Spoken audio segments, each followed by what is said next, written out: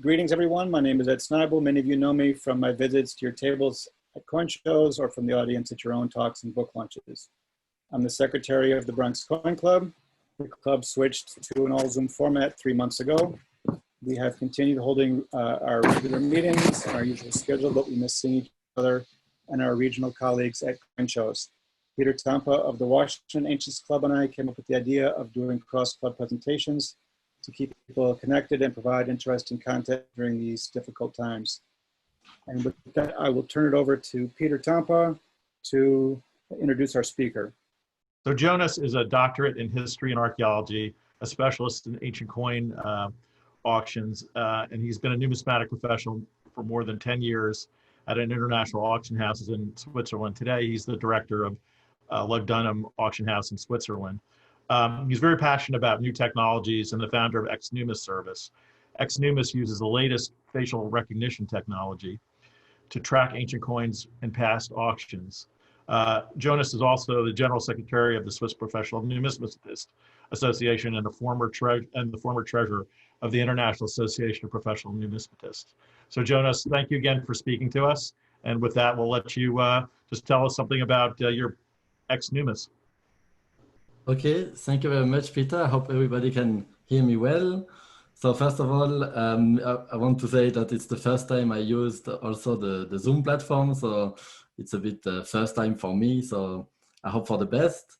And thank you, Peter, for this word of introductions.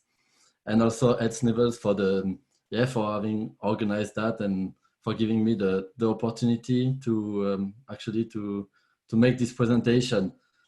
Actually, today I'm going to speak about the question of provenances and how the computer technologies gives us new opportunities to rediscover provenances that got lost for ancient coins.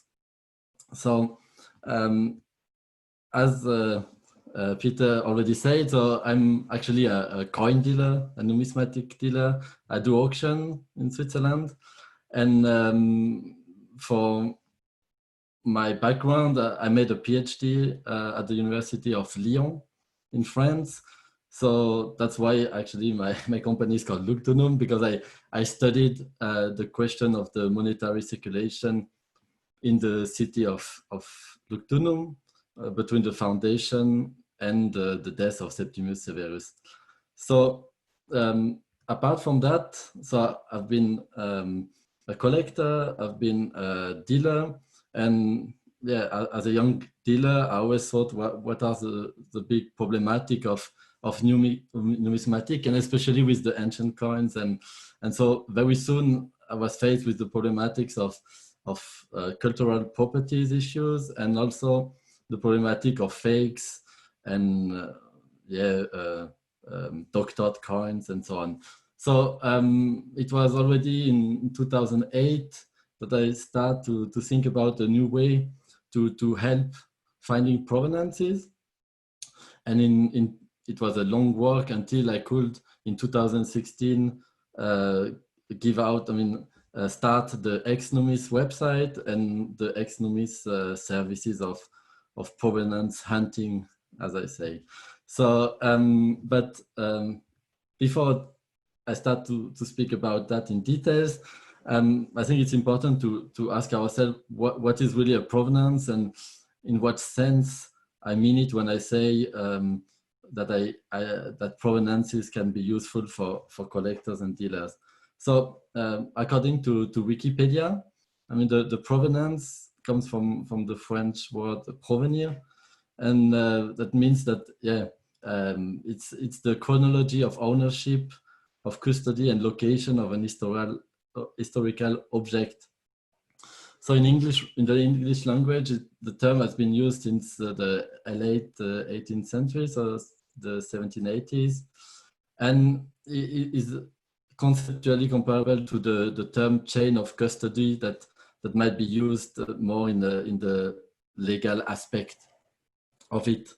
So actually, the question of provenance in the ancient art market and also in the coin market, which is part of at the end of the art market, came really because of World War II and the question of the items that were actually taken or changed hand during the Nazis time.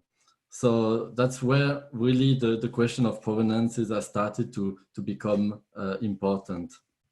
But what I really like as a description, in order to better understand what is a provenance and what kind of provenance does really help, is to use, I like to use the guideline of the International Association of Dealers in Ancient Art, the ADA. I put the link on the top here. There are three actually types of provenances. So the first type of provenances, which is actually the lowest in terms of power, of let's say of interest, is the so-called hearsay provenance. So this is, for example, when a dealer gives a vague provenance, which is really usually restricted to a date or a location. So, for example, that's very used, we see quite often, like from an old Swiss collection, or from a collection built in the 1920s, or from a German collection, and so on. So this is kind of a weak form of provenance, because there's nothing really that backs up these claims other than really the goodwill of the dealers. And that is also part of the limitation of this kind of provenance, because, I mean, we all know that the dealers, they give this kind of provenances in good faith. I mean, I do it also when I know about this kind of information, but I don't have precise details. But of course, being so vague, it is open to abuse if someone is a bit unscrupulous. So the second level, let's say, of provenances will be the so-called named provenance.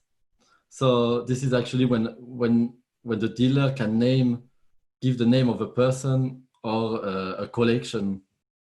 And as an example, you have the Howard collection, or here in Switzerland, the von Arx collection, and so on. So this is a bit stronger, because actually you have a name. It gives you a kind of idea of a place or a date. But this is in theory, because you can try to check the claim of the dealer. But sometimes, as we all know, there are this limitation that a lot of collections are not well inventoried. And so in practice, it's very hard to check if that's really true or not. So actually, when I speak about provenance without using an adjective, what I mean is the documented provenances. That means this is really the strongest type of provenance. And this provenance, it consists of evidence in illustrated publication, like scholarly journals, export licenses, old invoices, or old auction catalogs. So, for example, as we see more and more, like Ex-Auction Hesloy, Ex-Auction Naville, and so on, with a precise lot number.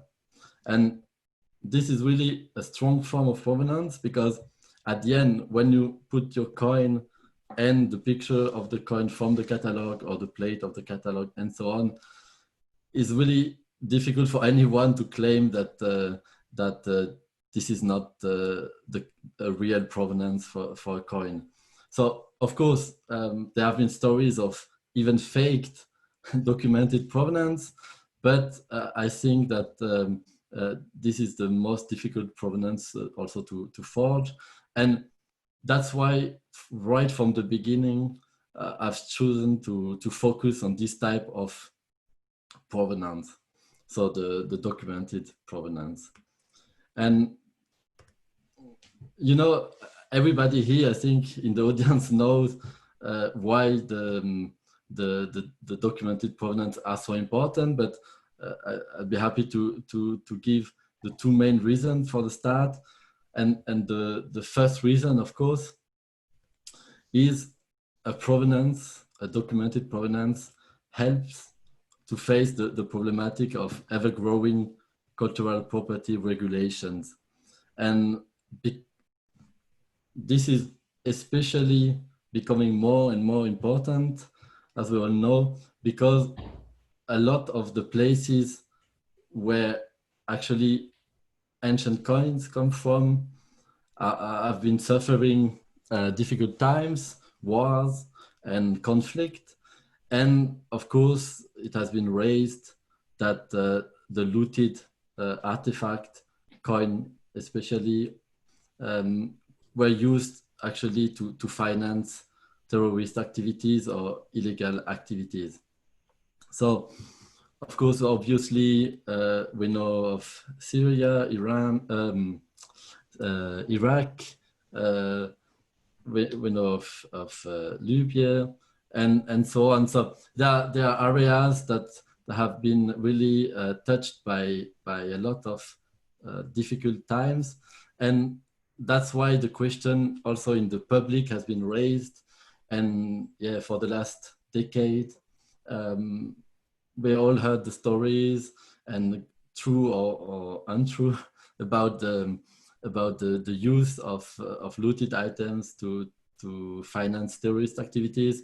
And so, of course, the different countries, and America especially, but also Germany, have taken the lead on these questions. And that's why I think you, as American collectors and dealers, are really aware of the importance of provenances. So just to summarize a list, I mean, maybe someone in the audience is not from America, but there are these accumulations of import restriction in America from Cyprus, China, Italy, Greece, Bulgaria, Syria, Egypt, some sanction program, and also some coming new extension. What is sure is that the tendency is here that it only will get stronger or stricter anyway by time. So what the situation that is now taking place in America, I expect it to take place everywhere else in the coming years or decade. And of course, as a young dealer, also involved in the trade of ancient coins, that's why I think we need to take care of this problematic as soon as possible, even if we are not directly touched, like in Switzerland, for example. So why documented provenance is important is because most of these restrictions are based on so-called cut-off dates. So actually, if you can prove, for example, in America, that the coin were already exported from or outside of this country that we have seen before this restriction went into effect, then somehow, yeah, you have no problem to import, and you are not like touched from these new restrictions. That's the case also with this new law in Germany. As you know, in the last couple of years, Germany has implemented new restrictions, both ways, not only for the import of coins, but also for the export of coin. And it's basically the same thing, is that if you are able to prove that your coin had already left these countries for European member states before the 31st of December 1992, or for other sovereign territories before 2007, then somehow you are not like touched by this restriction. In Germany, the difference, as far as I know, it's not the case in America, is that there is a value threshold actually for these restrictions. It means that it doesn't necessarily touch the lower value items, but actually it started around, as far as I know, 15,000 or something like that. I mean, a higher level coin. So what happened in the last decade is that more and more the so-called 1917 threshold has been taking has been like becoming more and more important. So this means that in 1970s, there was this convention on the means of prohibiting and preventing import, export, and transfer of ownership of cultural properties. And somehow this is not, let's say, a very legal point. I mean, there's no legal basis, but in the trade, especially in the ancient art trade, any provenance prior to 1917 has become very important and also has been seen as the key date for provenance. And a lot of museums have also decided not to use this threshold in order to only accept exhibitions, and also the, how we say, when you give to a museum a donation from items with the documented provenance prior to 1970. So in the coin market, or on the coin market, we can feel also this threshold with the provenances, and usually a provenance that predates this UNESCO convention has a higher premium for coins than let's say one from the 1990s. So the other, I mean, we spoke about the problematic of cultural properties, but of course it's not limited to that, and there is a second, I think, very important problematic it helps to face, is the growing problematic of fake or doctored coins.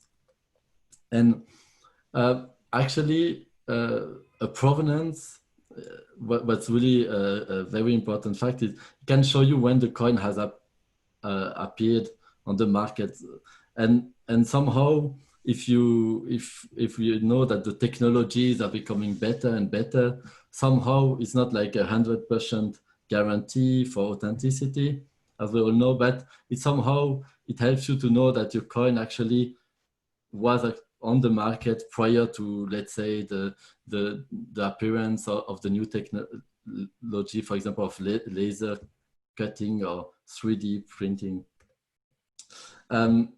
What's also important is that the provenance can show you that your coin actually has been offered in reputable auction houses in the past.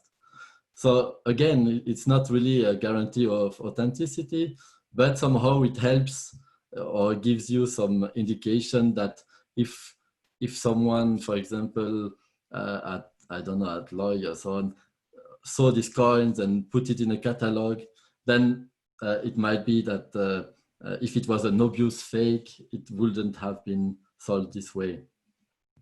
On the other way, I mean, I usually find some interesting information for the coins when I get a match and I get a provenance, and then I discover that the coin has always actually been withdrawn at the time from an auction, for example.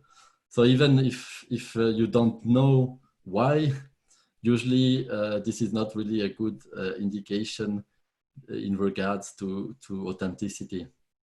So that's kind of side advantage to know a provenance of a coin. And one of the thing that has really been interesting for me, seeing thousands and thousands of provenance with time, is that actually you can discover a lot of things that happen to the coin since the last time you found the provenance.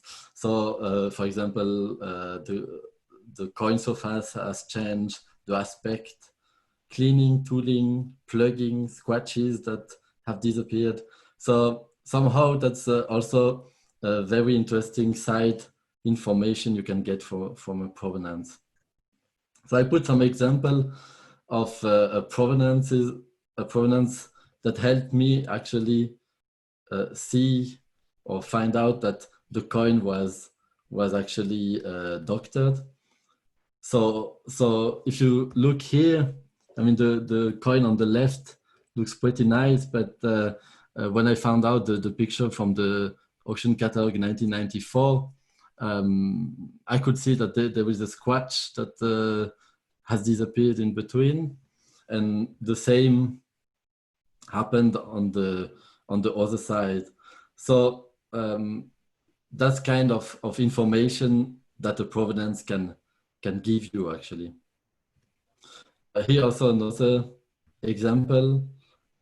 You have the coin on the left, which is how it looks now, and then on the right from even recent catalog 2000, but there is this graffito that disappeared in between. So I was really confronted to numerous results like this, and I think I wanted to mention that today because it's not always the obvious reason why the provenance are important, but I think that that's one of the things that a provenance can help to bring. I mean, more trust and more information about what happened to the coin. I mean, here's just another picture. And here an example of a tooled coin, which I found very funny. So here you see the coin 2018, 1983. I mean, here see nothing happened. But if you compare 1983 with 1976, I find it really, I mean, that was one of my favorite discovery is the magic happened between 1976 and 1983. So that's one of the cool example, but somehow it's something that that I discover on a regular basis. So we have seen some reason. I mean, of course, the most important is the legal aspect, and the second aspect is everything to do with fakes and with tooled coins, and of course there must be other reasons. So one of the reasons I like also is to discover who was the previous owner of a coin. Of course, I don't know if everybody knows who this guy is. For example, the very well-known Pozzi collection or the Sir Arthur John event. So a provenance shows also the history and of a coin as a collector items, who it belonged to, and what is actually the status of a coin. And for me, each time I find a provenance, for example, for a coin, I recover a provenance from a prestigious collection, I always have the feeling it's like I put back the coin where it actually belongs, and take it out from, you know, a bit the shadow and put it back in the light where it actually belongs. And I think that's also a very nice aspect of the provenances, is being able to know who owned the coin. Obviously, it's very rare to have a coin that will belong to a very known collection. But still, Pozzi, yesterday I found another one from Pozzi and so on. I mean, there are still plenty of coins without provenances that belong to the Professor Pozzi. Here, for example, the Grand Duke Alexander Mikhailovich, that's also a very nice provenance. And so I took the most famous people, of course, but there are plenty of other collectors that somehow are important, and somehow when you find a provenance and you put back the names of these people in the auction catalog, I think it's very nice for all the, in respect with the life as a collector of these people. So one of the thing, I don't know if it's scholarly or as a collector, as a dealer, which I really like always, is to discover the journey in time and space of a coin. I'm always amazed how these coins travel in time and from one continent to another. I mean, we see really with the provenance the globalization of the numismatic market. And here just an example, going back in time, once in America, one in Basel, then in Lucerne. And again, what's really nice is, as a Swiss guy, is that a lot of early provenances are from Switzerland. Lucerne is my most beloved city in Switzerland. For the ones that were at the Congress, they know that. And so I find a lot of coins coming from Switzerland and then finding their way in the world, which is really interesting. And so in this case, for example, you have 4 different provenances, and this is, I think, for a collector should be very attractive. And also, let's say, in this question of cultural properties, of course, for these kind of coins that are somehow linked to Syria, it's a nice proof that all coins without provenance are not always, I mean, it doesn't mean if it doesn't have a provenance that it must come from some dodgy areas. So, of course, one question that interests me a lot, but also I expect other collectors, dealers, is with the provenance, you can discover and follow also the price of a coin on the market at different times in the past. I find it very interesting to see where are we now with the price of coins.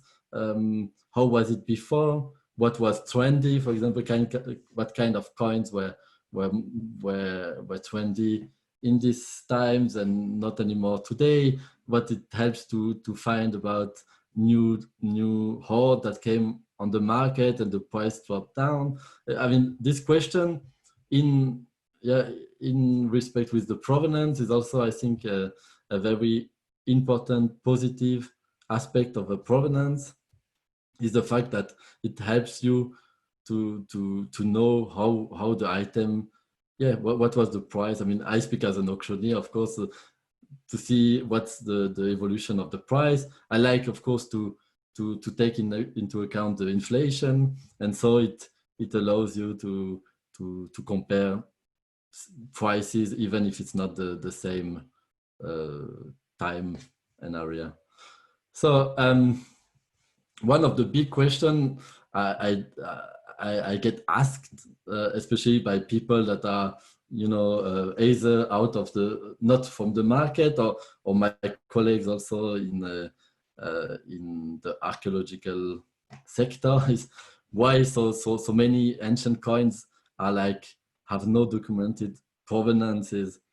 And of course, one of the things, I mean, I'm a young dealer, so for me, auctions are the biggest part of the auction of the numismatic market. But as I understood in the past, of course, the auction, they only represented a very small part of the numismatic market.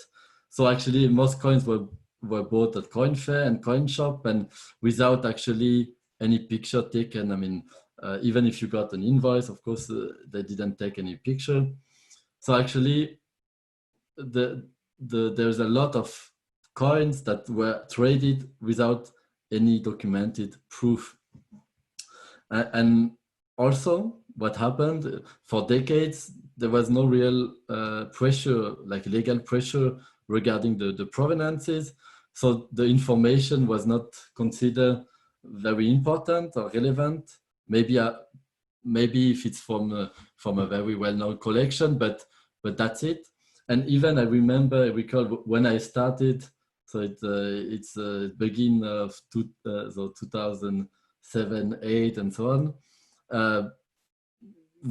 Sometimes you had to write catalogs, and the time pressure was there, and so somehow you skipped the information, what was written on the label and so on. So because it was not that relevant, but of course now it's different.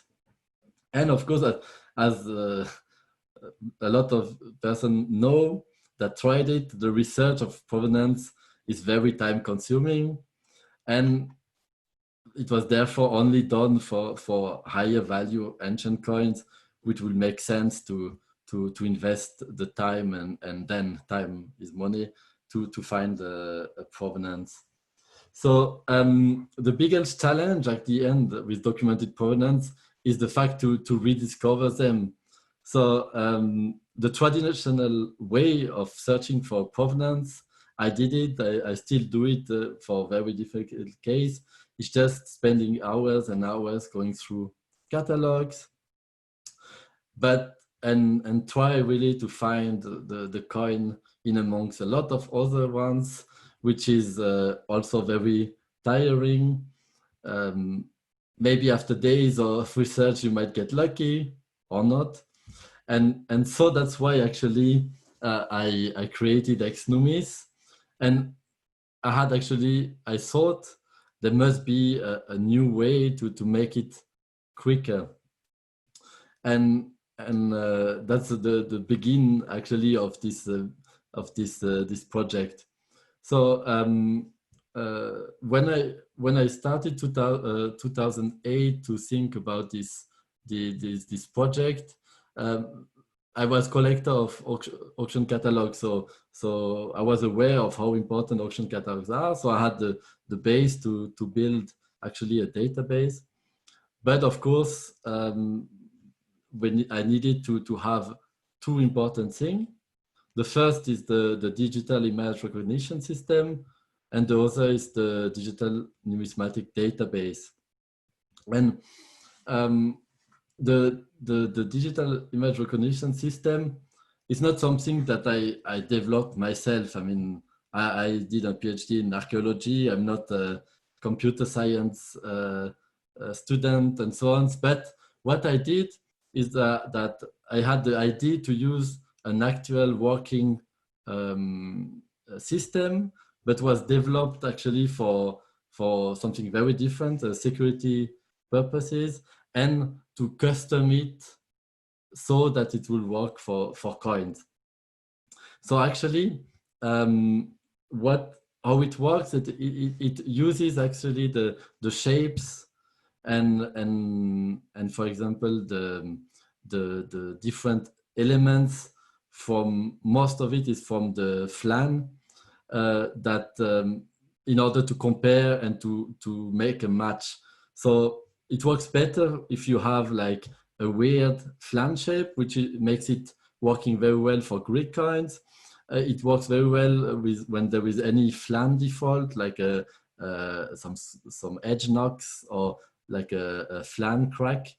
And also when there is a scratch. Sometimes it's very difficult, for example, for an aureus from Lucius Verus, which is perfect to get a match. I'm sorry, because as I said, I'm not really a computer science specialist, so I would advise to look at this very interesting presentation that's been done very recently by Dr. Peter van Elfen about cats and Zachary Taylor, sorry, and Zachary explains in a lot of details. It was very interesting to look at it and to listen how actually the technology of digital image recognition works. And by the way, what they are doing with CAD is really amazing, and I was really impressed. And I wish very good luck, because it will really change, I think, a lot of aspects of numismatics. So actually my system is basically working on the same basis, but because I have some other problematics, because I'm not really only willing to find die links, I want to find exactly the same coin. It's a bit like custom a bit differently.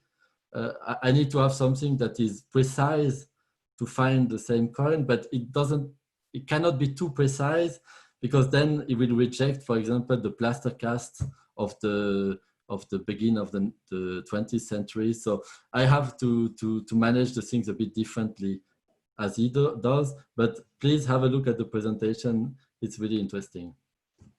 The biggest part of Ex-Numis actually is the part we don't see, is the digital numismatic database. And that was a long story.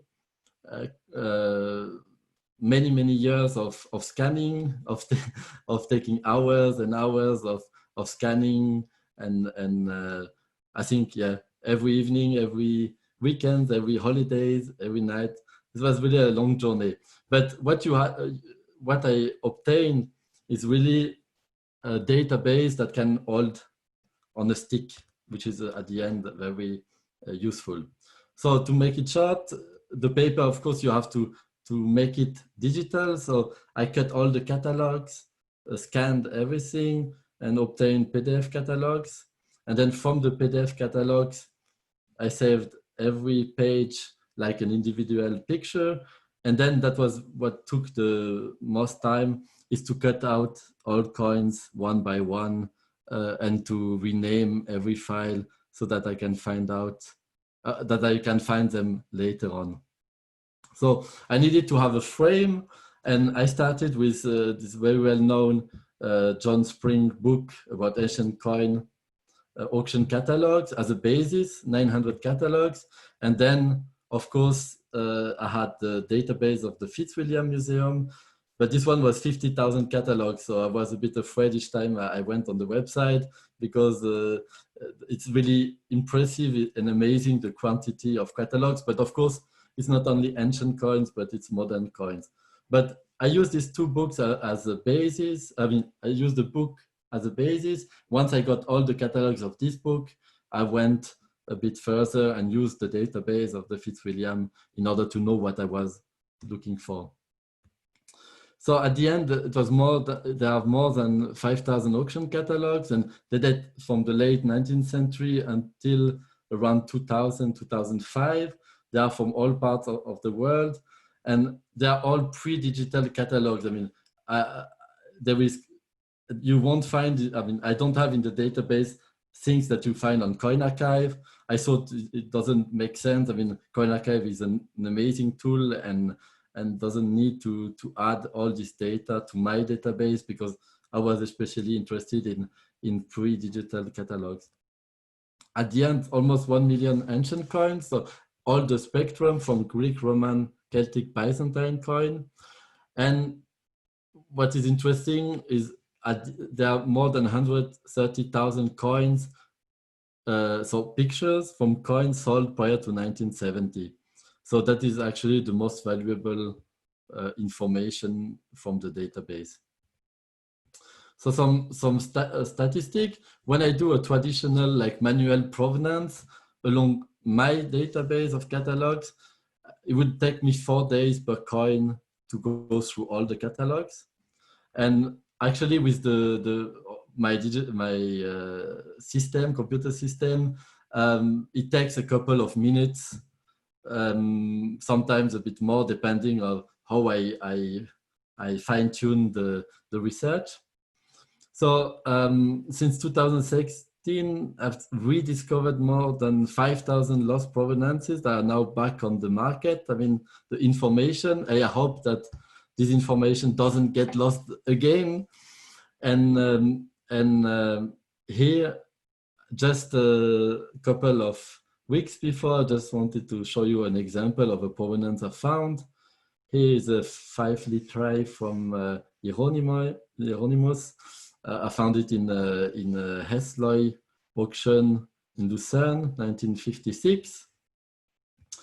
And here, for a very nice tetrahedra, I found it in a Naville auction, Ars Classica, from 1933. So you see both coins, it's a bit, you see they have a small defect on the flan, so that have probably helped the system to find the provenance. So of course the system is not perfect as any system. So what is missing in the database can obviously not be found. The quality of picture from the original catalog is also very important. It's very different depending the date of the catalog and also the auction house. I mean, here you see the difference. I mean, you have some very nasty picture, some nice plaster casts from beginning of 20th century, but also some very amazing picture from the year 2000. So that all of them are in the database, and so the system has, you know, somehow to find its way between the different qualities.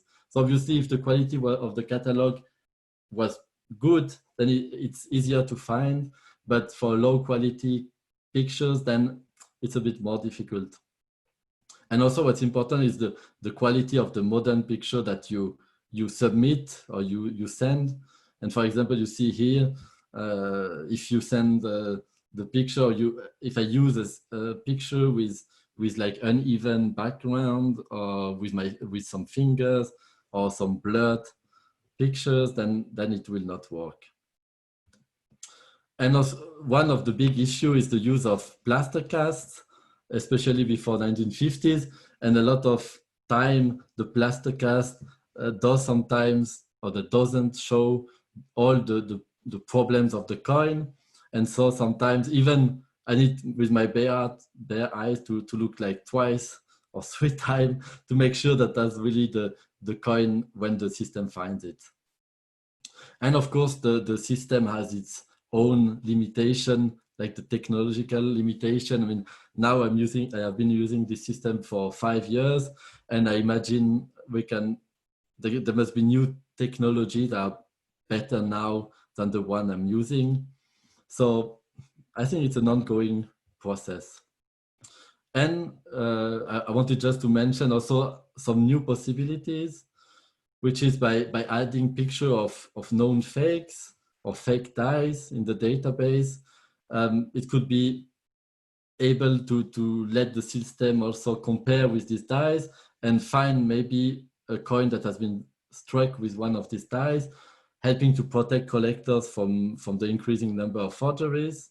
And another one, I'm working on both of it actually, is adding picture of known stolen coins, like a publication that has been made from the 70s from different museums that had been warped, and also from this, I mean, as a general secretary of the Swiss Association, I get a lot of emails from parcels stolen everywhere in the world and also from robberies. So if I could add this kind of picture to the database, in addition to the possible provenance, it could also help to inform or to discover a stolen item before it comes back on the market. Voilà, thank you.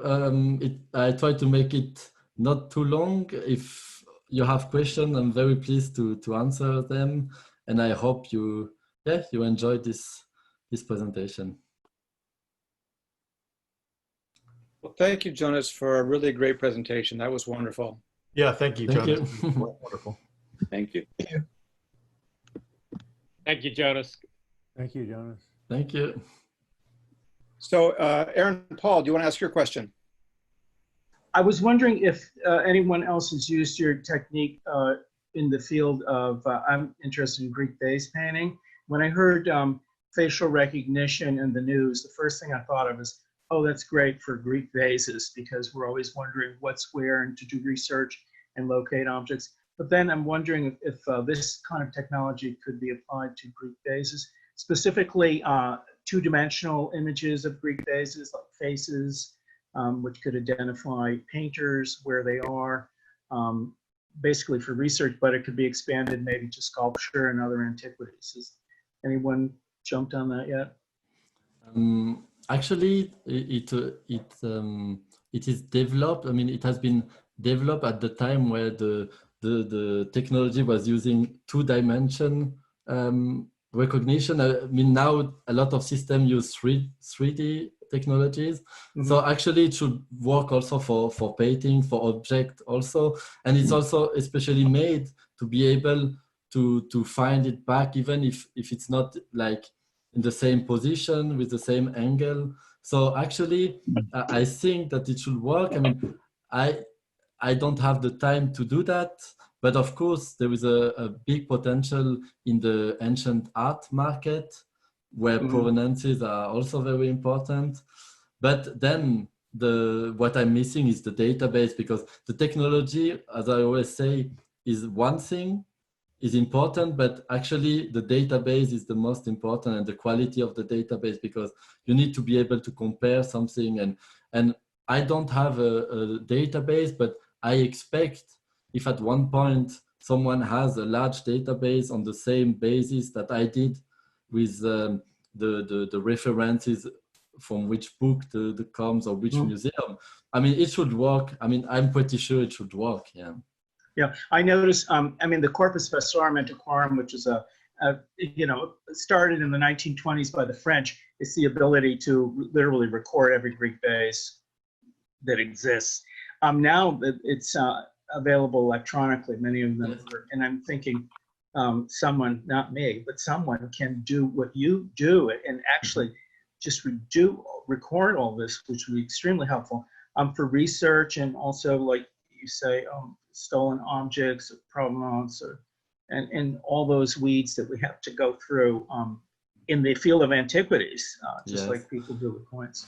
Thank you for your talk. It's extremely thank you. Thank you for being here, for your question also. Peter had a question. Peter, do you want to ask about? Let me unmute myself. Okay. Yes, I was just curious if it's harder to find provenances for Roman than Greek coins because a far larger percentage of Greek coins appeared at auction. I mean, I don't think it's more difficult. For me, I have a kind of bias because it's more relevant to have a provenance for ancient coins. I get also more research done for for Greek coins. So that's why I don't have statistically to be able to compare. But if I do, for example, I usually do entire auction catalogs, both Greek and Romans, and I don't have the feeling that it's less effective. The only difficulty is because I get a result sometimes with a lot of possible matches. That means that after, for example, especially for aureae of high grade and well-centered, I have the difficulties to decide, is that exactly the same coin? Because then I get a lot of results from same dies. And if you have, for example, I don't know, the aureus from Lucius Verus, then I have 150 possible matches, and then I have to go, it's my limitation. But what I had the feeling by now after 5 years is it doesn't really work very well. I don't know why with Republican dinar. I don't know. I get, that's where my find rate is the lowest of all. So maybe because they were of lower value, and then in the past they haven't been all. I don't know, but the difficulties I have is with the Roman Republican coins. I mean the silver one, not the bronze. The bronze are matching quite well. They are large and uneven.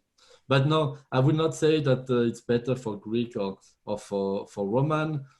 But the shape, as I said, the shape of the flan, usually by Roman, at one point they are quite regular. By the Greeks is a bit more baroque, and that helps sometimes the system to find the provenance. Thank you. Now I had a question about the acceptance of catalogs and your analysis in legal proceedings in the U.S. I mean, I usually I'm not really. I mean, I'm not really. I've not really involved with the legal aspect, but I have been informed by the people that wanted to have do have problem with customs. They ask me if I can send, for example, a copy of the plate, or if I can send the description and so on, because they didn't have it, because they want to add it to the paperwork of the shipment. And now more and more colleagues, they add this kind of information. Now you see even more and more also directly, for example, on the online shops with the picture of the original catalog.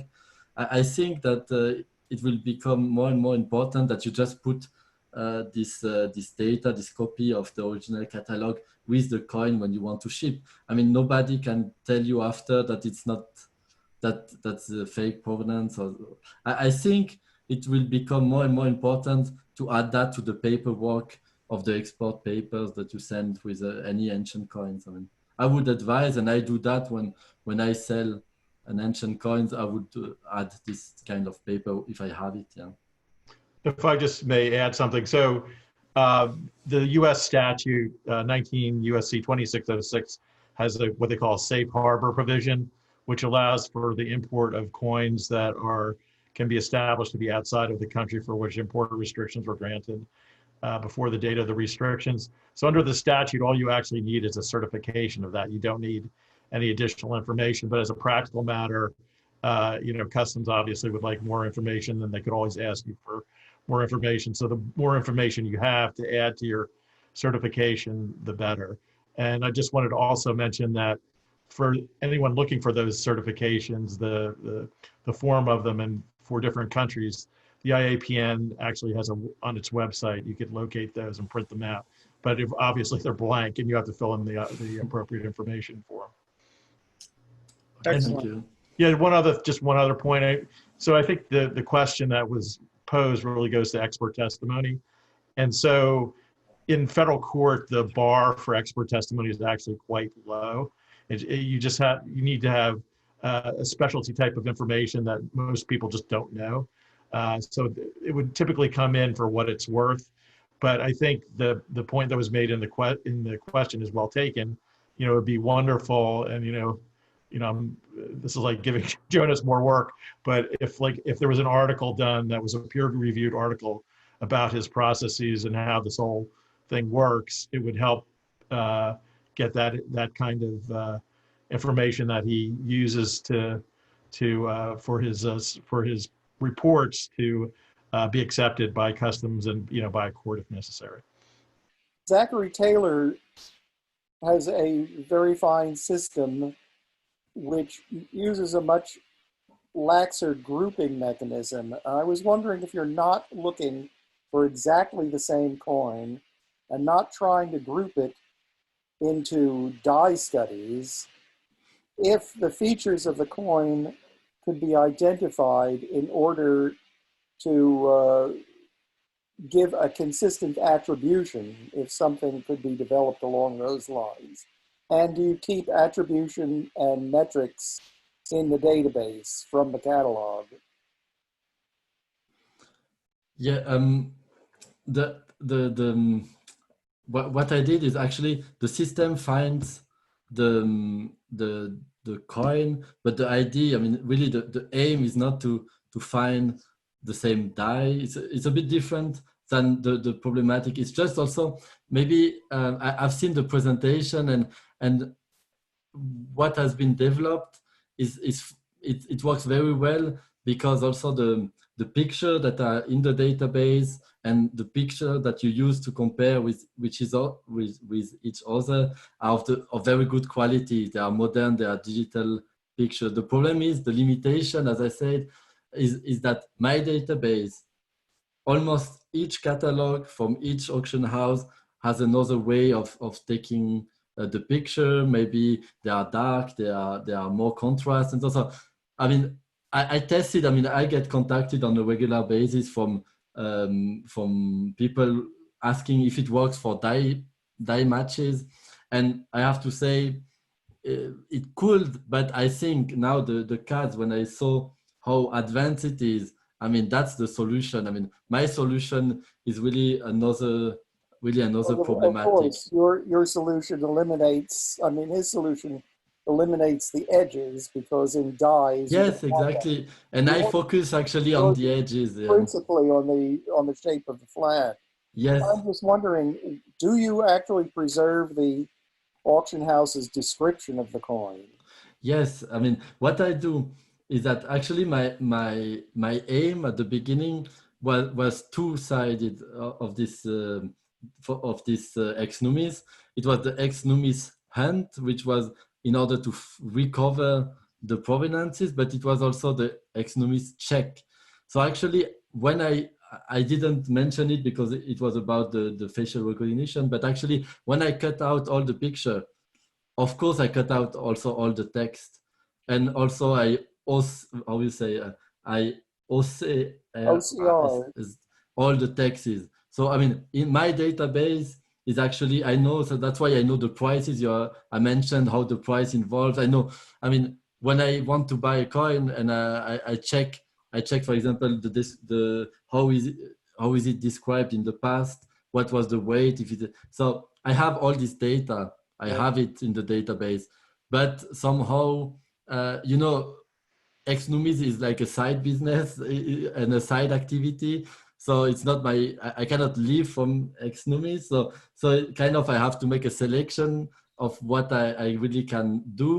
And so I thought now being able to find the provenance is the first step. But usually someone that finds the provenance and asks me if I can give him the description, the price realized and so on, I can do it because most of the time, like 90%, I have it. The price realized, not always, but for sure the description, I have it always. And it's very interesting because you see also how the description evolves with time. Yeah. Yeah, well, the technology is the easy parts, the data, that's Yes. the valuable thing. Yeah, I mean, at the end, the technology, you can pay for it. The database. Mine's a simple question. I think I've asked it before of you, Jonas, but it's just a matter of knowing how many additional catalogs you're adding to the system on a monthly or an annual basis. How fast is the database growing? Yeah. I mean, you know, the thing is actually, I come to a point where the things I need to add are becoming difficult to get. So it's not like prior to that I could like find them easily and so on. So I think I've reached a pretty nice stand. Of course, there's always additions to make, but I add really. I try to fill in the gaps, but really I think that the easy stuff and the scarce things I have, rare things I have, but very rare, maybe I missed them. They are the most difficult to find. But also, I think there's another things to add. I think the other way will be like in publication of hard finds, in publication like reference rocks. There are also sources of documented provenances which could be very interesting, even if they are not auction catalogs or auction results, but that can be also very good additions. But of course, it's very time consuming. And at the time, it's not like I've reached the point, there's not a lot of new additions coming. Yeah, I know. At one point we've talked about possibility of adding major collections that have been dispersed, like Van Alec and Levante, and a few of these, where a lot of the coins were actually sold privately by dealers. Yes. In using your services, it's very interesting to find where the omissions are in the market, and there is a paucity of material from the mid-30s through the mid-50s. Very often we find pedigrees that pick up, we'll pick up the Hesseloi pedigree, and then we'll pick up the Ars Classica pedigree or the pedigrees from the Depression era. But it is amazing to me the lack of material that either was not photographed or that has not been covered in catalogs, or just that's how rare the catalogs are from the late 30s through the war years up into the early 50s until really the beginning of Hesseloi. Yes. And so, yeah, I mean, as I say, there's always a way to improve, but now it's becoming tough to add some coins to the database. That's becoming hard for me now to do. Yeah, because the easiest part is done, and the other part is also difficult just to get to. The next question is from Anonymous, so I will read it. There are 3 questions. There's a thank you, and then it says, what software is your platform based on? What about the copyrights to the photos? And how difficult has it been to obtain permission to use photos in your system? I'm not a computer specialist and so on. So I have my limitation. I mean, of course, obviously, I paid someone to give me a hand on this aspect, so I cannot reply. Regarding the copyright, I mean, actually, I don't publish any picture. So I don't have any issue with the copyrights because at the end, I give the provenance. So I give an information which is a public available information, and I don't disclose publicly any picture at all. So that's that's not really a question that comes. I mean, it's not like that's why I didn't do also like an open database like Coin Archive, because then I would have the problematics of copyright. But actually, when you submit a coin, you get a reply. It's just most of the time you get the provenance. It's not like I send all the picture of a catalog or something like that. So actually, I don't think there's any issue with copyright. I noted in some of the U.S. mid-20th century catalogs, some of the catalogers used stock images rather than the actual coins. And I'm wondering if you've ever run across that in the European catalogs. So, sorry, I don't know what you mean by stock catalog, stock pictures. It would be a representative image of the coin, but it might not be the actual coin. Ah, okay. I mean, I've never seen that in my database. No, maybe I think I've seen that by the very early Münzen and Medaillen lists, this weekly list, this monthly list, where I had the feeling that it might be like just an illustration and not actually the correct coin, but it's not something that I'm aware of, and I never saw that actually. I didn't know that actually it exists. Very simple, short question. What is the oldest provenance that you've been able to trace? And if I might ask a second question, what is the most valuable coin for which you've traced a provenance? The oldest one, I think it will. I recall it might be. Usually, it's like from the late 19th century. I just found one from 1898 from a nice collection. The Sotheby's catalogs, they go back to this kind of dates. Also from the French, the Montagu collection is one of the oldest that I got maybe. And the most valuable, actually, maybe, I mean, usually the one that I think the found provenance is the most valuable will be for a decadrachm from Syracuse. Yeah. That's the kind of provenances that I think are a nice added value to any decadrachm. Yeah. Especially now on the market. Yeah. Merci beaucoup. Je vous en prie. Thank Just you. a quick question. How are you doing with adding fixed price lists, which were, I think, particularly important, highlighting a lot of nice coins from, say the 1950s through the 1990s? I mean, I have complete Münzen and Medaillen. I had the chance to come across a complete set, and it was not cheap, but I could buy it. So I mean, actually, the Münzen Medaille are complete. One of my favorite, I mean, one of the list where I get a lot of provenance from are the Monetarium, the one from Credit Suisse. So this one, I have them complete also. That's where I am right now, adding, because as I said, the auction catalogs, I have them, and I discovered, had the chance to go to a well-known collector in Athens with a well-known library, and so I got access to a lot of very rare stuff. And so, for example, I discovered that Bankloy did a lot of lists, and I never saw them like to buy them online or something. I never saw them. And also I find all the very rare, I think they are very rare, I never saw them anywhere else, all the very rare Hess AG fixed price lists from the 50s, where there are amazing coins. And I think that's really was given just to a couple of, or maybe a dozen of collectors.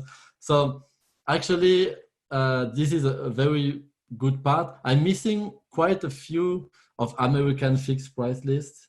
I know that there was a way of selling coins, and that's where I think improve is a lot of American fixed price lists, also from the 60s, 70s, where I'm a bit weak, I think, yeah. But sometimes it's difficult when you don't know what you're looking for to find them. Is a bit difficult, yeah. Yeah, thanks very much. And I know about some of those Hess ones, and even Kahn had some very early fixed price Yes. lists, a few with photos too. They look like private leaflets that they were just giving out in the Schweizerhof, but they are really amazing because they are nice. I never found one again. I mean, I never got a match with one of these lists, but I think by looking at the coins, how nice they are, that would be a nice provenance for a nice coin. Yeah. Very good. Thanks. Jonas. Kagan had a question. Yeah, I'd like to thank you for this really fascinating presentation, and I think provenance coins is definitely the way forward. And I use obviously the ANS card file very extensively for many auctions, and I'm do this almost on a daily basis, as well as our private library, and often find these things in very unlikely places when they appear at auction. But I think one of the obvious things is really, and it's something I've been now looking, when the CAT system really came out, I realized that there must be a way of adapting this, is to digitize this. And the Schäfer archive, which I don't know if anyone was on the long table yesterday, this amazing archive that's just going to go free online, I think will help you probably with your search on these Republican coins, because it's just an enormous number. And I think approaching also collectors to add to your, to your whole system is something we do. And, I think that we all have to work together really on making this available, because there's so many coins that have provenances that are lost. I think the number is really much greater than people think. So, but so I hope that we can find some funding for this. I don't think it needs an enormous sum, but it's still 1 million of these card files, and they're already pre-organized, which I think would make the search a little bit more quickly, because you see it. So, but I thank you very, very much for your. Thank you for your comment also. Thank you. If there are series that you exclude or date cutoffs or anything like that, you go up through Byzantine, pre-Islamic, East, etc.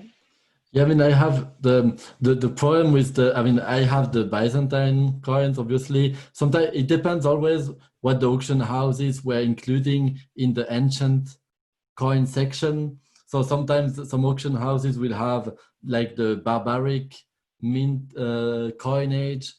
Some will have the early Arabic sometimes, but others will just stop by the end. So I don't, it's not like, it's a bit depending on which auction house decided where to close the ancient section. But I have a lot of Byzantine, but these are very difficult, very tricky, because there are a lot of similar coins, and each time I have to search for a Byzantine coin auction, then I know that it will be harsh, because at the end I will have to compare everything by hand with my eyes, because they are so similar sometimes, also in the shape of the flan, and so actually it's not something I really like to do with the Byzantine, and usually it's a very time consuming, and at the end I don't have a lot of, let's say, user that do it for the Byzantine. Most of the user I have is for the Greek coins.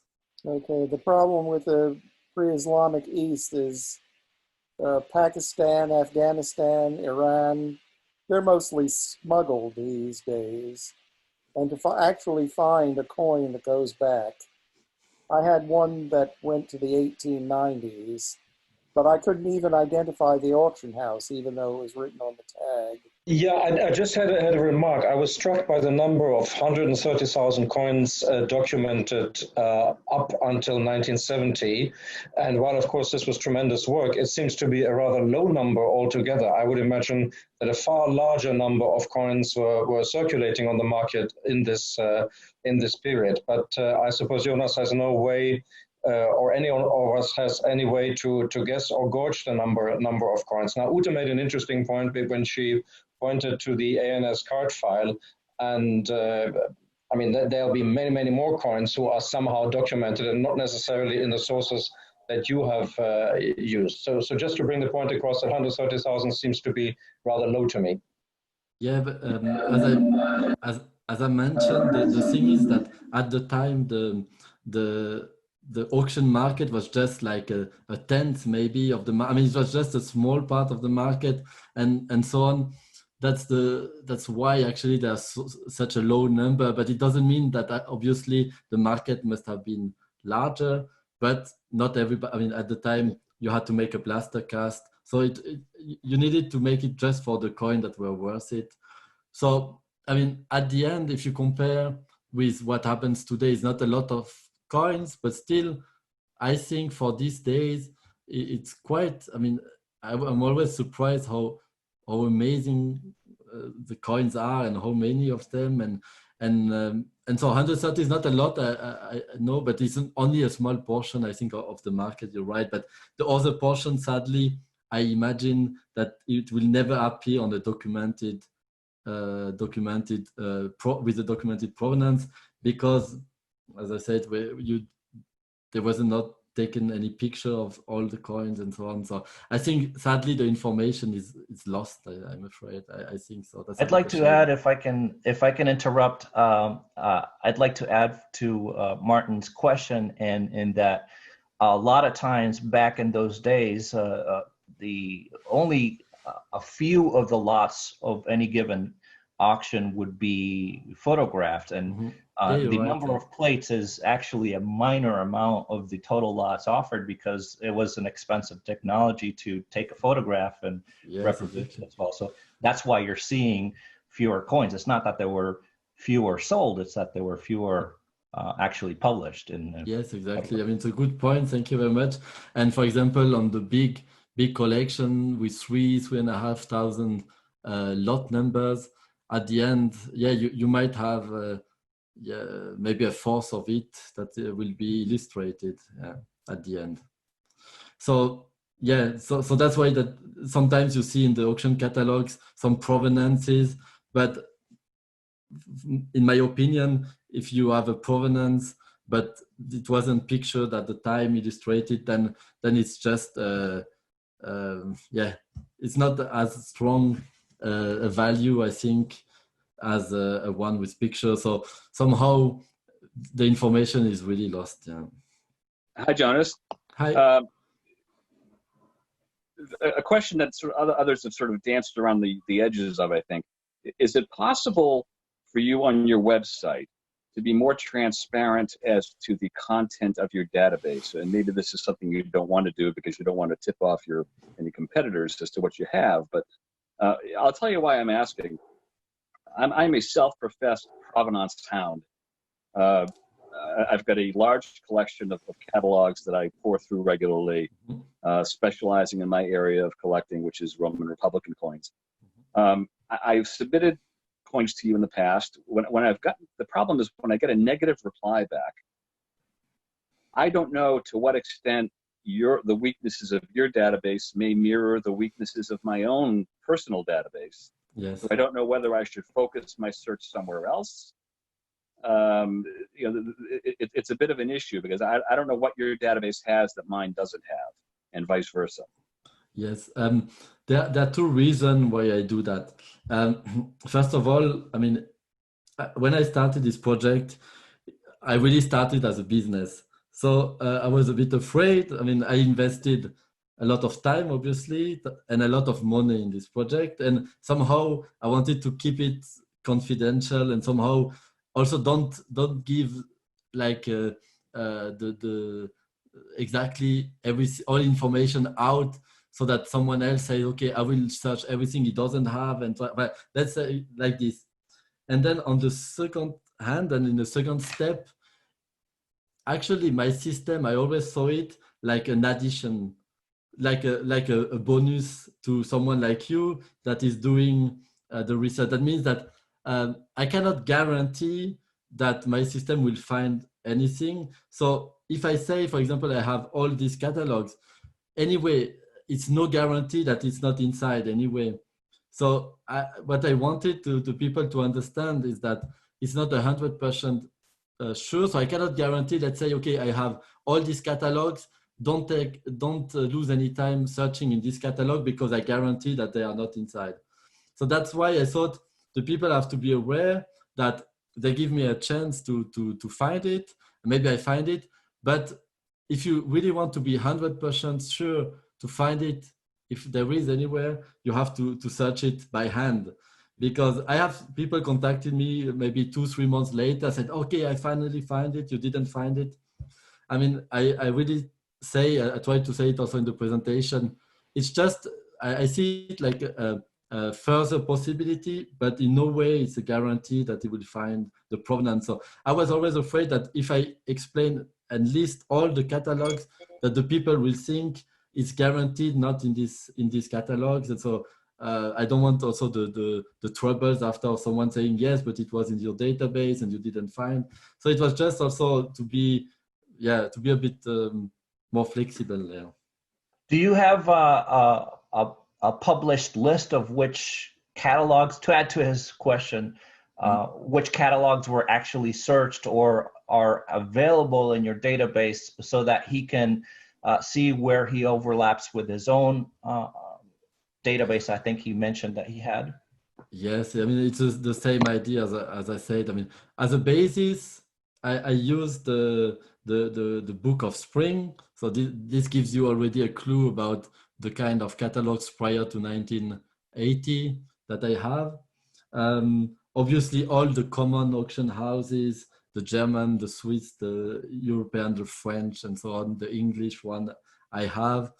So at one point, maybe I can publish, and also at the end, it's a question of time and so on. I mean, Ex-Numis, as I said, again, it's not my main, I mean, it's not really my main work. It's a side business I do. Usually I do that because I find it very fun to find the provenances, but somehow it's not like I can spend that much time to do that. So I mean, if I start to make the list available, then it means each time I add a catalog, I have to actualize, I mean, to update it. And then if I have a technical issue, maybe this catalog, I don't. So it's still a lot of work, and somehow I want to focus the energy and the work I have for Ex-Numis to search for provenance, and that's for me. That's not the most important part to publish the list of what I have. But I know Ed Vadel, you asked me also to the list, but somehow I didn't make the step right now to publish it. It might be the future. Now I have an employee. I have more time to do some other things. Well, thank you for a great presentation. Yeah, thank you very much, everybody attending. And if you have any question, I'm always available per email and everything. And yeah.